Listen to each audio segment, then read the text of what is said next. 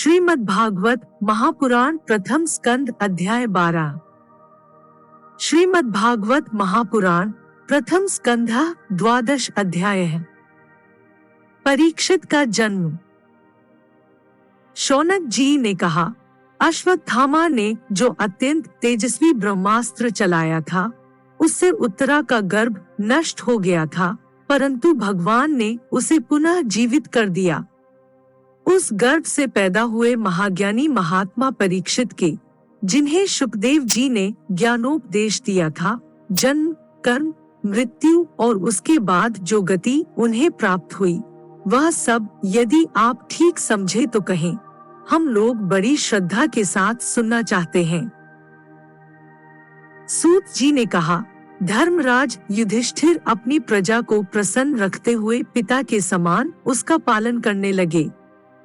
भगवान श्री कृष्ण के चरण कमलों के सेवन से वे समस्त भोगों से निःस्पृह हो गए थे।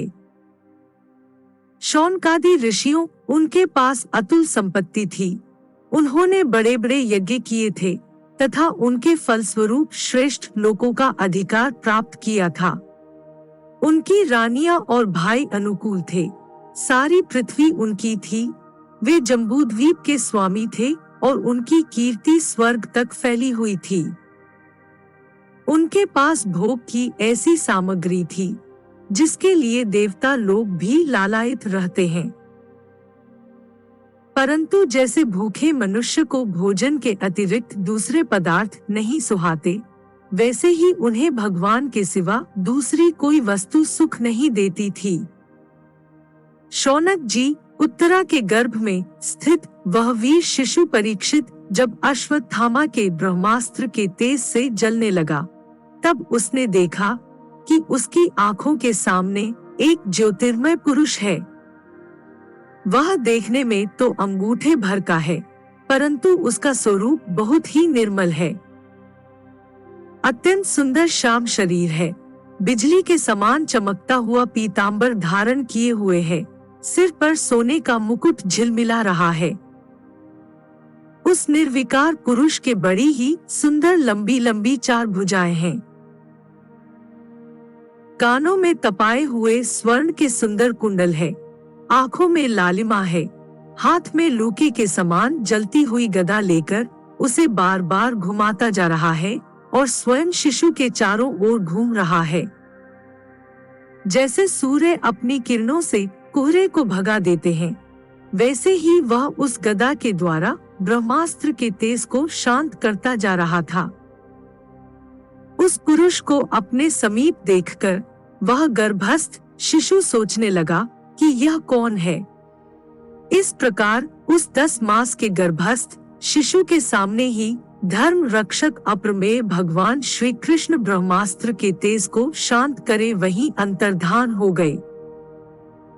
तदंतर अनुकूल ग्रहों के उदय से युक्त समस्त सद्गुणों को विकसित करने वाले शुभ समय में पांडु के वंशधर परीक्षित का जन्म हुआ।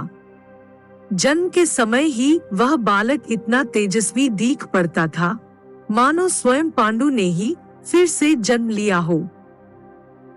पौत्र के जन्म की बात सुनकर राजा युधिष्ठिर मन में बहुत प्रसन्न हुए। उन्होंने धौम्य, कृपाचार्य आदि ब्राह्मणों से मंगल वाचन और जातकर्म संस्कार करवाए।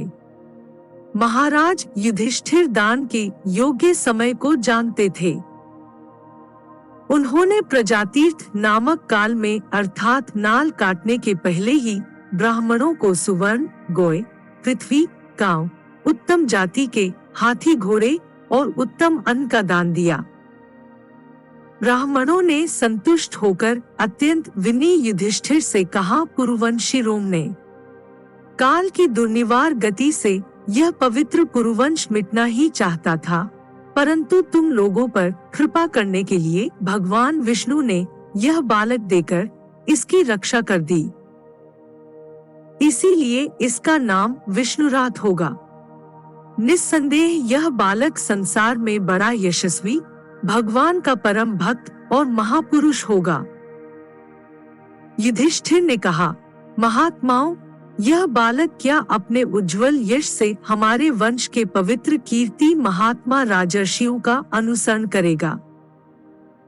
ब्राह्मणों ने कहा, धर्मराज, यह मनुपुत्र इक्ष्वाकु के समान अपनी प्रजा का पालन करेगा तथा दशरथ नंदन भगवान श्री राम के समान ब्राह्मण भक्त और सत्य प्रतिज्ञ होगा।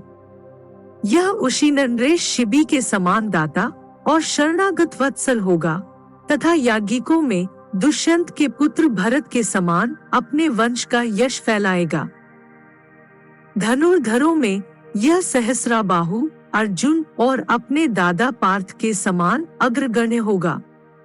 यह अग्नि के समान दुर्धर्ष और समुद्र के समान दुस्तर होगा। यह सिंह के समान पराक्रमी, हिमाचल की तरह आश्रय लेने योग्य, पृथ्वी के सदृश तितिक्षु और माता पिता के समान सहनशील होगा। इसमें पितामह ब्रह्मा के समान समता रहेगी। भगवान शंकर की तरह यह कृपालु होगा और संपूर्ण प्राणियों को आश्रय देने में यह लक्ष्मीपति भगवान विष्णु के समान होगा। यह समस्त सद्गुणों की महिमा धारण करने में श्री कृष्ण का अनुयायी होगा। रंतिदेव के समान उदार होगा और ययाति के समान धार्मिक होगा। धैर्य में बलि के समान और भगवान श्री कृष्ण के प्रति दृढ़ निष्ठा में यह प्रहलाद के समान होगा। यह बहुत से अश्वमेध यज्ञों का करने वाला और वृद्धों का सेवक होगा। इसके पुत्र राजर्षि होंगे। मर्यादा का उल्लंघन करने वालों को यह दंड देगा। यह पृथ्वी माता और धर्म की रक्षा के लिए कलयुग का भी दमन करेगा। ब्राह्मण कुमार के शाप से तक्षक के द्वारा अपनी मृत्यु सुनकर यह सबकी आसक्ति छोड़ देगा और भगवान के चरणों की शरण लेगा। राजन, व्यासनंदन शुकदेव जी से यह आत्मा के यथार्थ स्वरूप का ज्ञान प्राप्त करेगा और अंत में गंगा तट पर अपने शरीर को त्याग कर निश्चय ही अभ्यपद प्राप्त करेगा। ज्योतिष शास्त्र के विशेषज्ञ ब्राह्मण राजा युधिष्ठिर को इस प्रकार बालक के जन्म लग्न का फल बताकर और भेंट पूजा लेकर अपने अपने घर चले गए। वही यह बालक संसार में परीक्षित के नाम से प्रसिद्ध हुआ, क्योंकि वह समर्थ बालक गर्भ में जिस पुरुष का दर्शन पा चुका था, उसका स्मरण करता हुआ लोगों में उसी की परीक्षा करता रहता था कि देखे इनमें से कौन सा वह है। जैसे शुक्ल पक्ष में दिन प्रतिदिन चंद्रमा अपनी कलाओं से पूर्ण होता हुआ बढ़ता है, वैसे ही वह राजकुमार भी अपने गुरुजनों के लालन पालन से क्रमशः अनुदिन बढ़ता हुआ शीघ्र ही सयाना हो गया।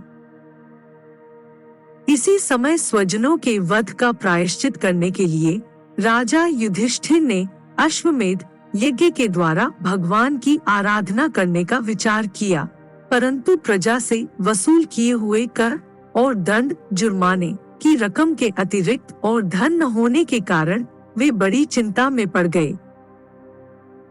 उनका अभिप्राय समझकर भगवान श्री कृष्ण की प्रेरणा से उनके भाई उत्तर दिशा में राजा मरुत और ब्राह्मणों द्वारा छोड़ा हुआ बहुत सा धन ले आए।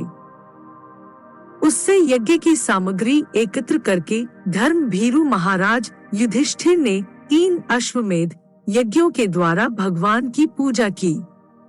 युधिष्ठिर के निमंत्रण से पधारे हुए भगवान ब्राह्मणों द्वारा उनका यज्ञ संपन्न कराकर अपने सुहृद पांडवों की प्रसन्नता के लिए कई महीनों तक वहीं रहे।